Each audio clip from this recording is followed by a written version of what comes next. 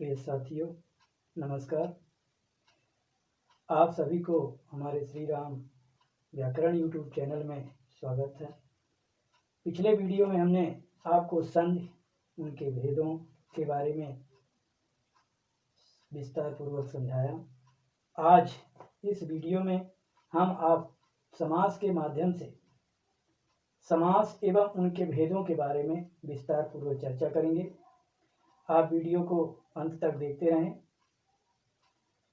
तथा like, share, subscribe एवं comment करना मत भूलें।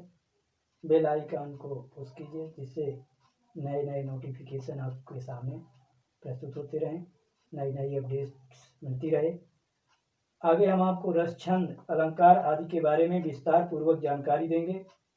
आप हमारे चैनल में बने रहें और पूरी जानकारी लें और सभी कंपटीशन में अच्छे मार्क्स प्राप्त करें। तो चलिए वीडियो को शुरू करते हैं। समास, ठीक, समास, विग्रह और समास के बारे में पढ़ेंगे। तो सबसे पहले हम जान लेते हैं कि समास क्या है। समास किसे कहते हैं? समास, समास का अर्थ होता है सम प्लस, मतलब संक्षेप में करना। क्या होता है? समास का अर्थ होता है संक्षेप में करना। समास किसे कहते हैं? समास कम से कम शब्दों में अधिक से अधिक अर्थ प्रकट करना ही समास कहलाता है। क्या कहलाता है? कम से कम शब्दों में अधिक से अधिक अर्थ को प्रकट करना क्या कहलाएगा? समास कहलाता है ना। तो समास की परिभाषा हम जान लेते हैं, है ना। समास परिभाषिक शब्द में कैसे लिखेंगे? तो समास जब दो या दो से अधिक शब्दों का परस्पर संबंध बताने वाले शब्द क्या हो जाए?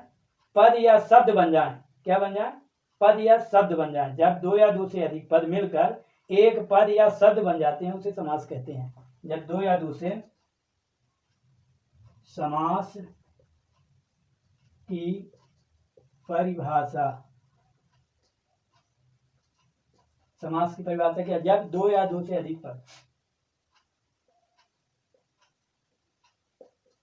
दो या दो से अधिक पद मिलकर एक नया शब्द बनाते हैं तो उसे समास कहते हैं। मतलब समास कहते, समास में क्या होता है? दो या दो से अधिक पद किसे कहते हैं? जो वाक्य बना होता है ना, वाक्य में जो शब्द होते हैं तो बीच बीच में जो शब्द प्रयोग किए जाते हैं उन्हें हम पद कहते हैं। तो कभी कभी ऐसे भी शब्द आते हैं जिनमें दो से अधिक पद शामिल होते हैं। तो जब दो या दो से अधिक पद मिलकर एक नया शब्द बनाते हैं या पद बनाते हैं उसे क्या कहते हैं? समास कहते हैं। समासिक शब्द, अब समासिक शब्द किसे कहते हैं?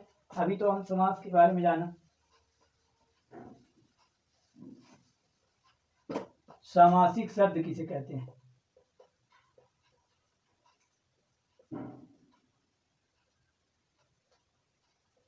सामासिक शब्द, है ना। सामासिक शब्द किसे कहते हैं? जब दो या दो से अधिक शब्दों का परस्पर संबंध बताने वाले शब्द अथवा प्रत्ययों का लोप हो जाने पर क्या हो जाता है? प्रत्यय का लोप हो जाता है ना। जो प्रत्यय लगते हैं समास में, द्वितीया से लेकर और सप्तमी तक आप पढ़ेंगे आगे, तो उन प्रत्ययों का क्या हो जाता है? लोप हो जाता है और फिर नया शब्द बन जाता है, उसे सामासिक शब्द कहते हैं। तो लिख देते हैं, दो या दो से, जान लीजिए, दो या दो से अधिक शब्दों का परस्पर संबंध बताने वाले शब्दों अथवा प्रत्ययों का लोप हो जाने पर जो नया शब्द बनता है उसे क्या कहते हैं? उसे सामासिक शब्द या सामासिक पद कहते हैं। दो या दो से अधिक शब्दों का परस्पर संबंध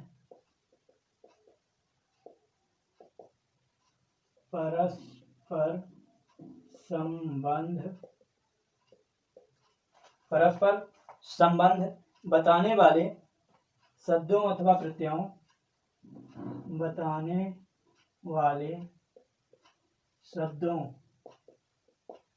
अथवा प्रत्ययों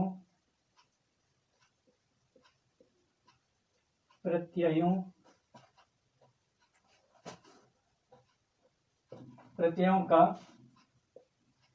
क्या हो जाता है, दो या दो से अधिक शब्द जो हैं वो परस्पर संबंध बताने वाले शब्द अथवा जो प्रत्यय होते हैं उनका क्या हो जाता है, लोप हो जाने पर, प्रत्ययों का लोप हो जाने पर जो नए शब्द बनता है, जो नया शब्द बनता है उसे सामासिक शब्द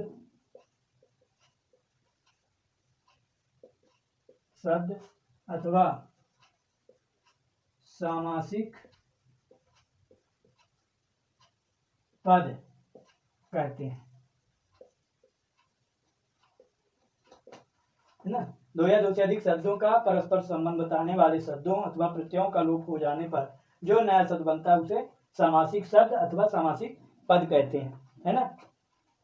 अब हम जान लेते हैं समास विग्रह क्या है।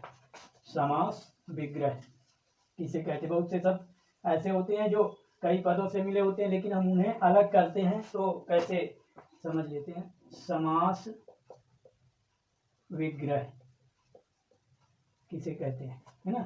समास विग्रह में क्या होता है, सामासिक शब्द अथवा पद जो होते हैं उनको अर्थ के अनुसार, क्या किसके अनुसार, अर्थ के अनुसार विभाजित करना विग्रह कहलाता है।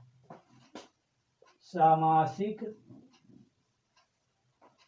शब्दों अथवा पदों को अर्थ के अनुसार अलग अलग करना क्या कहलाता है, अलग अलग करना समास विग्रह कहलाता है।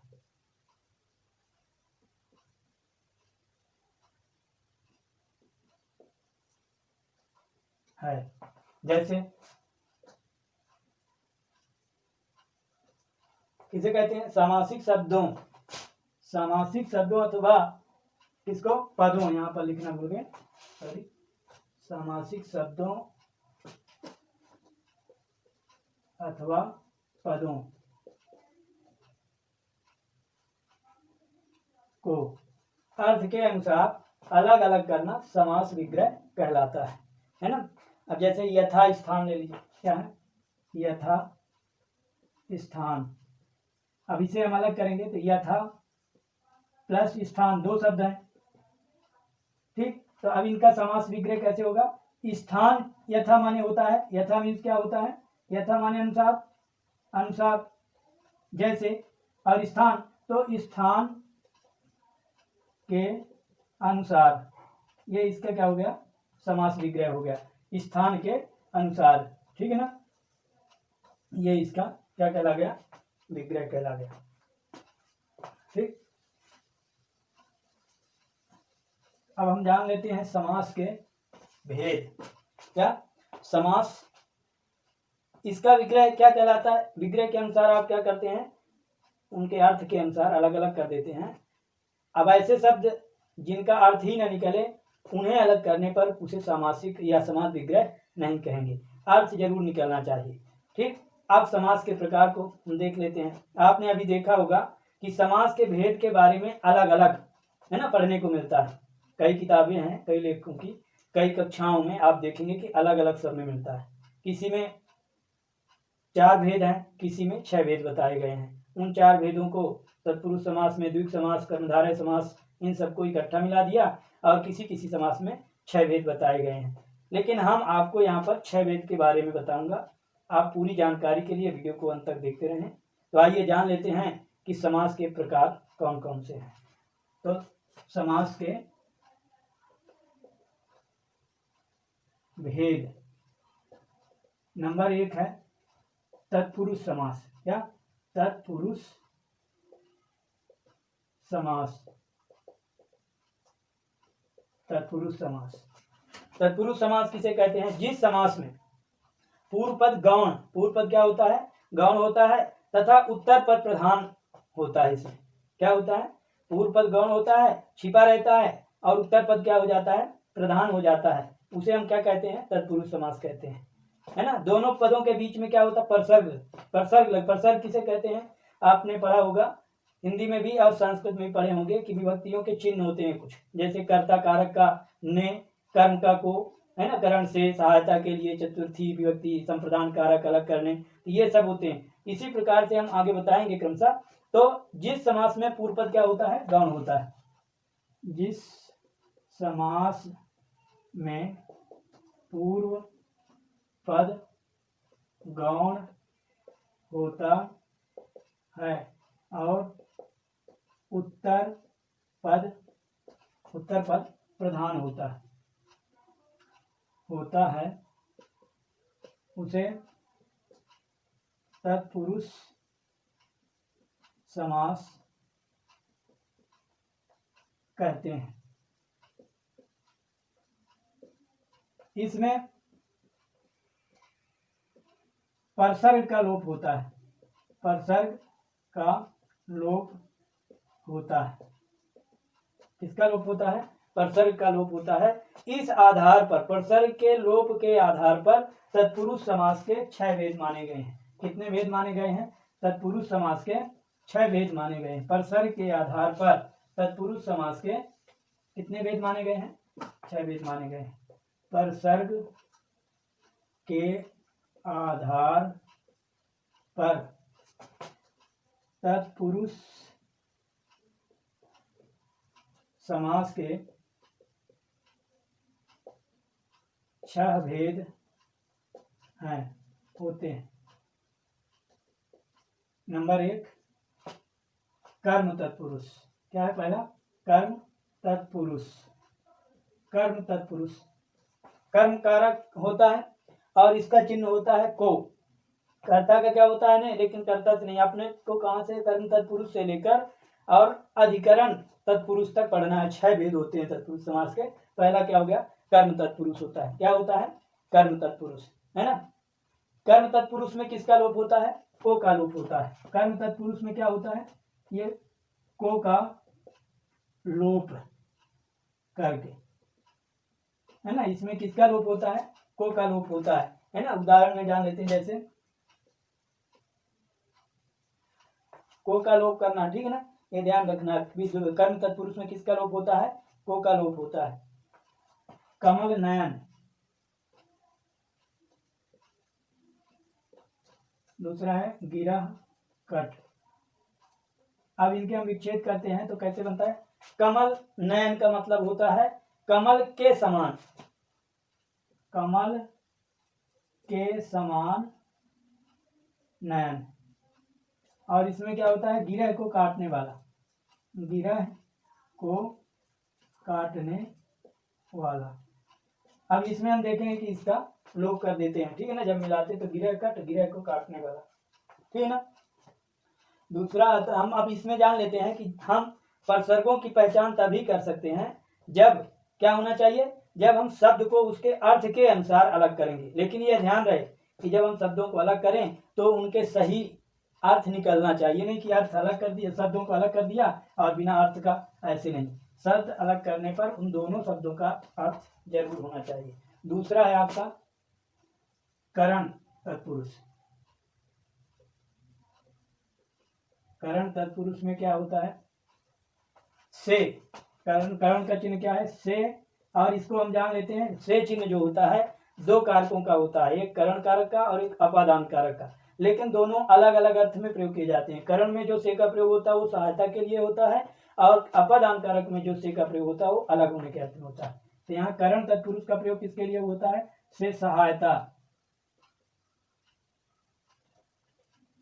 सहायता। इसको हम ब्रैकेट में कर, से का लोप करने पर, लोप करके। इसमें क्या होता है, जैसे से का लोप करने पर क्या हो जाता है, आपका बनता है जन्मजात, है ना। क्या, जन्मजात।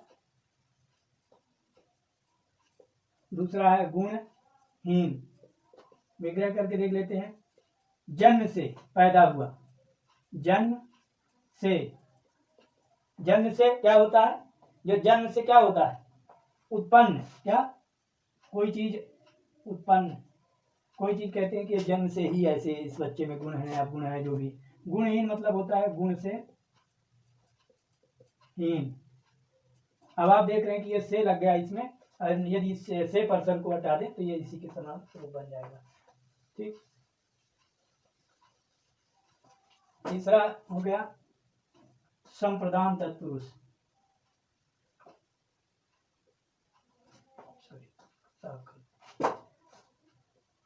संप्रदान तत्पुरुष। संप्रदान तत्पुरुष में के लिए का लोप करके, के लिए ये प्रसंग है का लोप करके, के लिए का यदि लोप कर देते हैं तो क्या हो जाता है, जैसे के लिए का इसमें लोप, चतुर्थी में क्या होता है, के लिए का लोप होता है अपादान संप्रदान कारक में। जैसे है हथकड़ी, दूसरा है सत्याग्रह। अब इसमें हथकड़ी ये हो जाता है हाथ के लिए कड़ी, और तो इसमें सत्य के लिए, सत्य के लिए आग्रह। ठीक है, ये समझ में आ रहा होगा आप लोगों को। हथकड़ी में के लिए का यदि लोप कर दे तो हथकड़ी बन जाता है, ये परसर्ग कहलाते हैं। इन परसर्गों का यदि लोप कर दिया जाए तो ये सत्याग्रह शब्द हो जाएगा और हथकड़ी। पांचवा है, वो चौथा है, सॉरी, अपादान कारक, अपादान तत्पुरुष। अपादान तत्पुरुष में किसका लोप होता है, से का लोप होता है। अब से का हमने पहले बताया कि ये अलग होने के अर्थ में है, अलग होने, इसको हम समझाने के लिए सिर्फ है, अलग होने से के का लोप करके, यदि हम इसका लोप कर दें तो क्या बनता है, जैसे से का लोप से क्या होता है, तृतीया में भी, करण कारक में भी से होता है और अपादान में, लेकिन उन सब में दोनों का अर्थ अलग अलग के लिए प्रयोग होता है। तो इसमें क्या होता है, जैसे धनहीन, क्या, धनहीन। दूसरा है भयभीत, धनहीन, धन से हीन, भयभीत, भय से भीत, मतलब इससे अलग हो रहा है, डर रहा है ना, भय हो रहा है, भीत हो, तो ये क्या है, ये से जो है ये क्या है, परसर्ग है। ठीक, पांचवा है आपका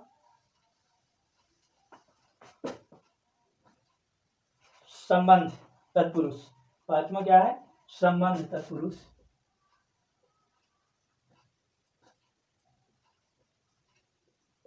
संबंध तत्पुरुष में क्या होता है, इसके चिन्ह होते हैं का, के, की, काके की और रारेरी का लोप करके, इनका यदि लोप कर दिया जाए, है ना, तो जैसे काके की का लोप हम कर देंगे तो क्या बनेगा, प्रेम सागर भारत रत्न। इनका विग्रह करेंगे तो प्रेम सागर का क्या हो, प्रेम का सागर, प्रेम का सागर, भारत का रत्न, इनका हम लोग कर दें तो ये बन जाता है आपका समासिक शब्द। और छठवां है आपका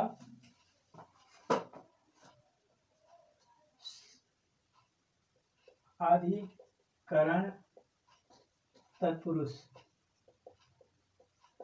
अधिकरण तत्पुरुष, इसमें क्या होता है, इसमें में और दूसरा है पर, ये परसर्ग है, इनका लोप करने पर, इनका लोप कर दे, में पर, ये क्या कहलाते हैं, परसर्ग कहलाते हैं पद अधिकरण तत्पुरुष के। इनका लोप करने पर क्या बन जाता है, जैसे नीति निपुण,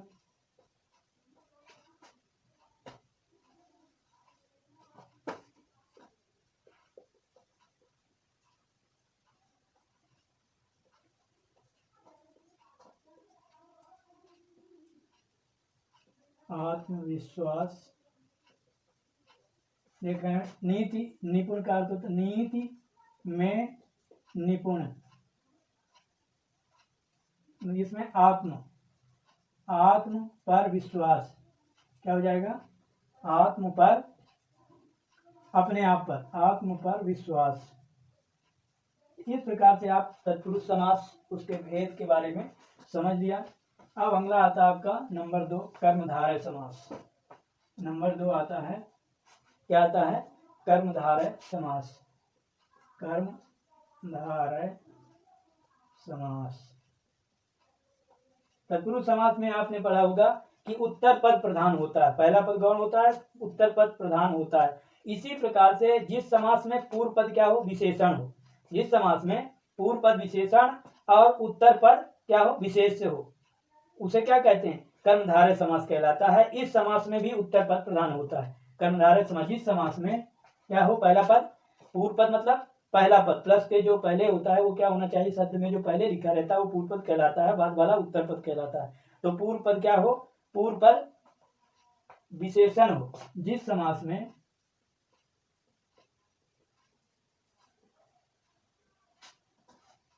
पूर्व पद विशेषण हो और उत्तर पद विशेष, उत्तर पद विशेष हो, उसे कर्मधारय समास कहते हैं। इसमें क्या होता है? इसमें भी उत्तर पद प्रधान होता है, उत्तर पद प्रधान होता है। जैसे देख लेते हैं, उत्तर पद मतलब बाद वाला पद प्रधान होता है। इसमें भी नील कमल, जैसे क्या है? नील कमल।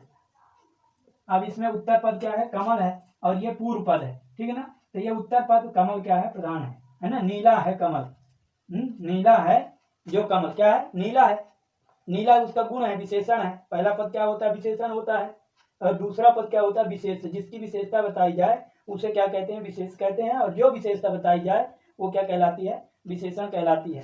तो इसमें क्या है? नीला है कमल, मतलब इसका विग्रह जब करेंगे, नीला है कमल। पीतांबर, पीतांबर, पीत प्लस अंबर, पीतांबर, अंबर मतलब कपड़ा, तो पीला है अंबर। तो इसमें जो बाद वाले पद हैं ये विशेष होते हैं, और इधर वाले क्या होते हैं? विशेषण होते हैं, उनकी विशेषता बताते हैं। तीसरा है आपका समास अव्ययी भाव समास। क्या है तीसरा? अव्ययी भाव समास। नाम के अनुसार अव्यय शब्द होते हैं न व्ययित अव्यय, जो कहीं भी खर्च ना हो, मतलब ना बदले, चाहे वो पुरुष हो, लिंग हो, वचन हो, कारक, कहीं भी वो परिवर्तित नहीं होते, वो क्या होते हैं? तो नाम के अनुसार ही पता चलता है कि जिसके पहले पद में क्या हो? अव्यय हो, है ना? उसे अव्ययी भाव समास कहते हैं। किसे कहते हैं? जिस समास में पूर्व पद क्या होगा? पूर्व पद मतलब पहले वाला पद अव्यय हो, और बाद वाला क्या हो? बाद वाले में प्रधान भी पूर्व पद होगा, है ना? तो लिख लेते हैं, जिस समास में पूर्व पद प्रधान हो।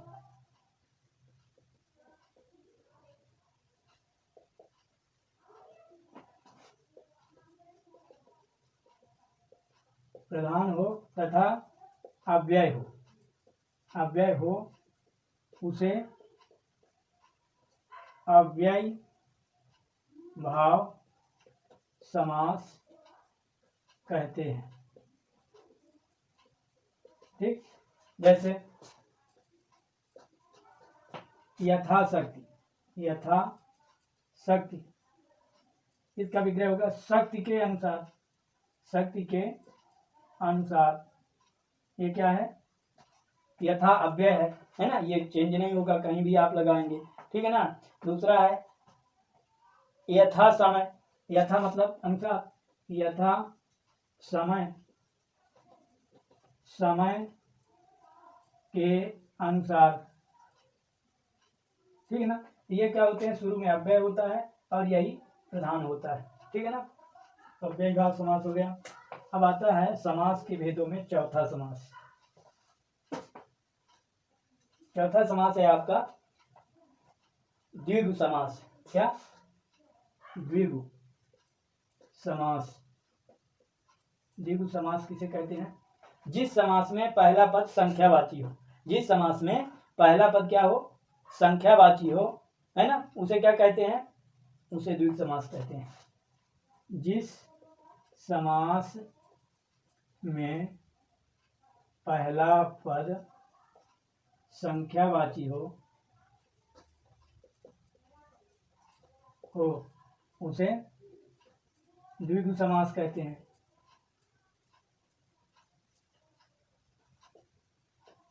जैसे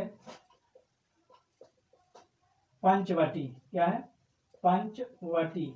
इसमें देख रहे, पंच मतलब पांच, पांच वटों, वट मतलब बरगद, पांच वटों का समूह। पंचानन,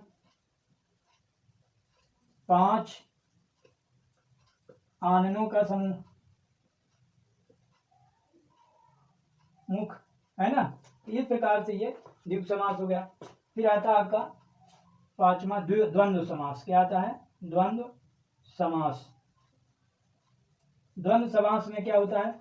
जिस समास में दोनों पद प्रधान हो, जिस समास में दोनों पद प्रधान हो उसे क्या कहते हैं? उसे द्वंद्व समास कहते हैं। जिस समास में दोनों पद प्रधान हो उसे द्वंद्व समास कहते हैं। जैसे माता पिता, माता और पिता। एक बात ध्यान रखें कि जब द्वंद्व समास की पहचान हम करते हैं तो हम देखते हैं कि शब्दों के बीच में योजक चिन्ह का प्रयोग होता है, और जब इसका विग्रह करते हैं तो और शब्द का प्रयोग बीच में कर देते हैं। माता और पिता, माता भी प्रधान पिता भी प्रधान, तो दोनों के बीच में और चिन्ह का, यदि हम इसको सामासिक शब्द बनाते हैं तो ये चिन्ह ये संयोजक मतलब क्या? दोनों को मिलाता है ना, योजक चिन्ह कहते हैं इसको। तो माता पिता हो गया, भाई बहन हो गया, भाई बहन, भाई और बहन, ठीक ना। इस प्रकार इसको समझ लेते हैं। अब आपका समास का अंतिम भेद बचा, छठवां भेद, बहुव्रीहि समास। क्या है? बहुव्रीहि समास। छठवां भेद आपका क्या है? बहुव्रीहि समास। बहुव्रीहि समास। बहुव्रीहि नाम से पता चलता है जिस समास में पहला और दूसरा पद प्रधान ना होकर, पहला पद पूर्व पद और उत्तर पद प्रधान ना होकर अन्य तीसरे पद की प्रधानता बताई जाती है। जिस समास में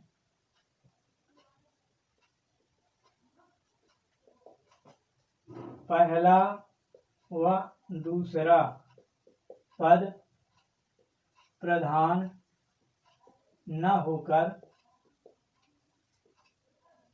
अन्य तीसरे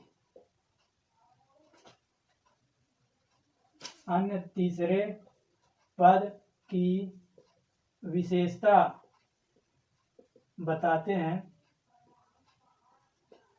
उन्हें उसे क्या कहते हैं? बहुव्रीहि समास कहते हैं। ठीक है ना। बहुव्रीहि समास किसे कहते हैं?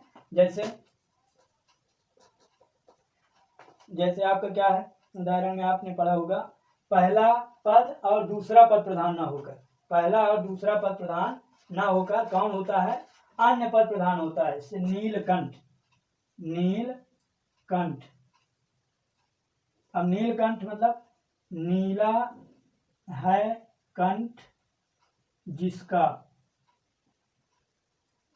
अर्थात तीसरा पद कौन हो गया?